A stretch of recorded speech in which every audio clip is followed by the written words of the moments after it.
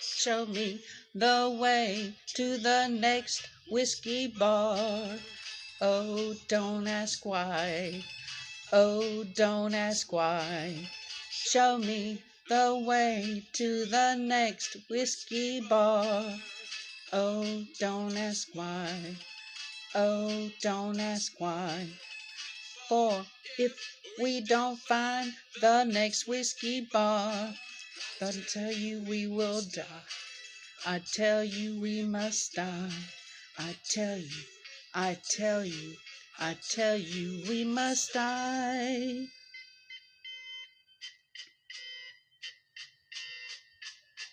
Oh, moon of Alabama, we now must say goodbye. We've lost our dear old mama. Good morning, everybody. Welcome to my channel, Christy's Musings. I hope everybody has had a good weekend. Have you ever wondered if the world as we know it, is it even real? Are you like me and you live in your own little world, and then you look at pictures of relatives and their children and you're like, how did they get so big? Because the last time I saw them, they were this big, you know? Does anybody else experience that? I watched this. It was an experiment with photons. And these scientists are baffled by this phenomenon. And it said that photons behave differently when they're observed or measured compared to when they're not observed. You would think a photon would do its thing whether you're watching it or not, right? This phenomenon is a cornerstone of quantum mechanics and is often demonstrated through the double slit experiment. When photons are not observed, they exhibit a wave-like behavior, passing through, they put like these little slits in this metal square, and they pass through both slits, creating an interference pattern. However, when the path of the photons is observed, like when their scientists are watching it, they behave as particles passing through one slit or the other, and the interference pattern disappears. The old Twilight Zone episode where this man kept seeing things going on out of the corner of his eye, and then he realized that time, the makers of time, were out manipulating the stage for him, as you know, for each thing that he experienced. And this thing with the photons, though, is called the observer effect. The phenomenon is known as the observer effect, which means that the act of observation itself influences the behavior of the observed system.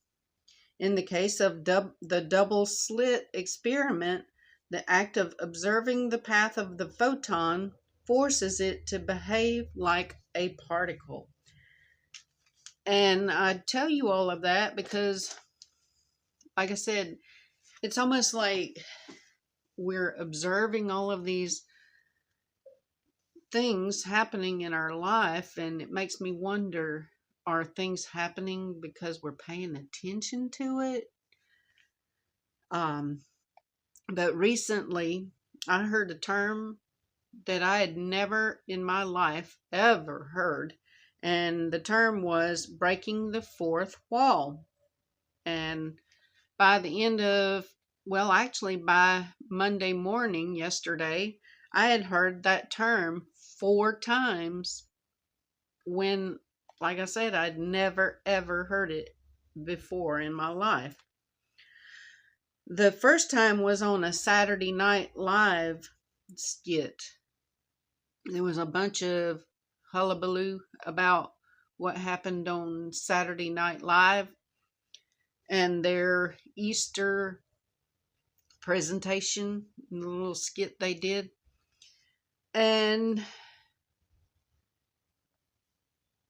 for me, I just think it's ironic that they could pick on Christians. But I will admit that the Jesus Christ that they had in the skit, I don't think that he did so much that I would consider blasphemous or whatever.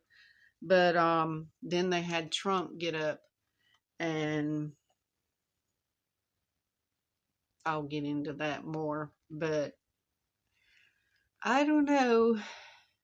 I just think it's funny that they can pick on certain groups, but now it's against the law, I guess, to pick on other groups, you know. The second time I heard the breaking of the fourth wall was when the thing, what was it? I got my little cheat note here.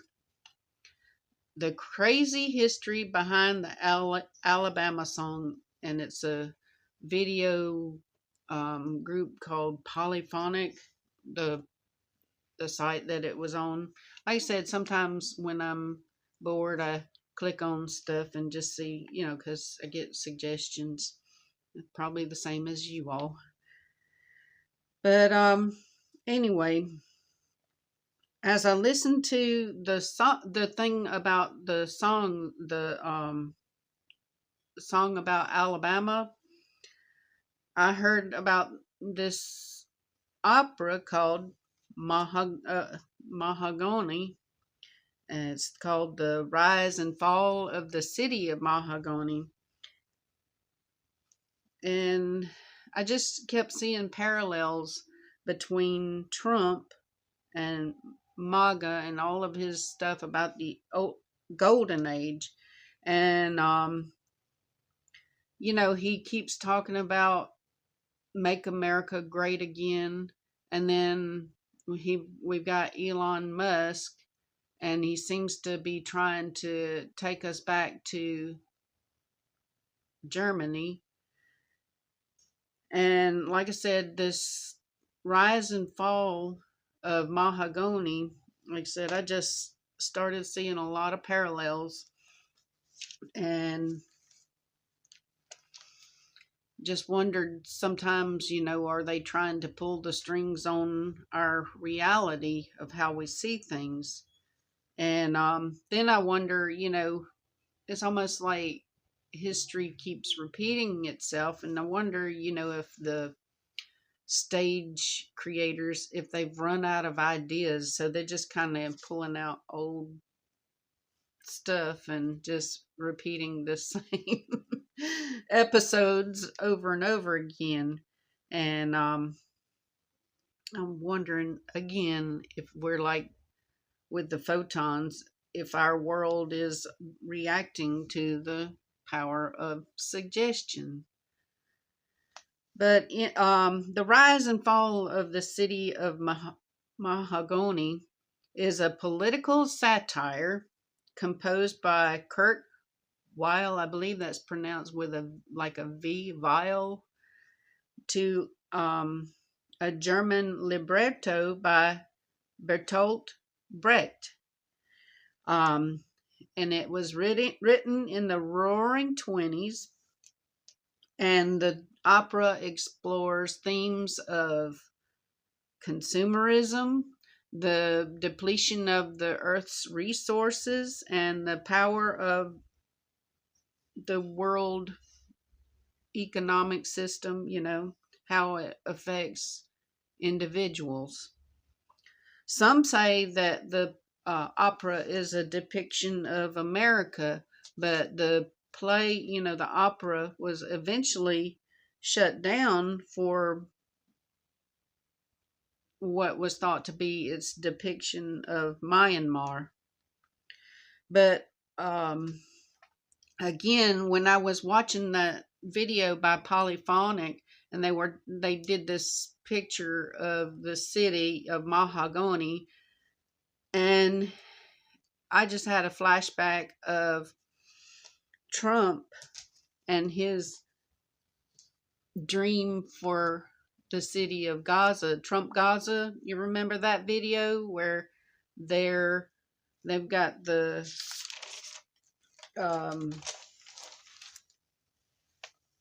tranny belly dancers, the bearded ladies. And again, I was like, everything that Trump was depicting kind of reminded me of a pleasure city. And that's what Mahagonney is a pleasure city full of whiskey and prostitutes and anything goes, anything that provided temporal joy. And just like in the Saturday Night Live skit, Trump is a megalomaniac with a messiah complex, and he seems to have a dream of building an empire. They say that those who forget history are doomed to repeat it, but the parallels of Mahagonney and Trump Gaza to me seem like they draw from the same script of Sodom and Gomorrah. And you know what happened to Sodom and Gomorrah? Eventually, places like Sodom and Gomorrah and Mahagonney are doomed to fall. The hedonism that takes place, it's all about me. It's all about me. Well, if that's allowed to flourish, eventually people are going to be butting heads because what you're doing for joy is not causing me joy. You know what I mean? And so that brings me back to the photon experiments. Why are some able to see the trajectory of our timeline while some seem to be so oblivious to what's going on? I know that we all have our differences, opinions on what all is being allowed to happen in DC. And we cheer on when things happen for this guy. But remember that what happens to this guy eventually dwindles down to you. And are the things that you accept or believe or worship, are they gonna rub against the system of somebody that wants himself at the forefront of being a worshipful master? You've got to think about these things.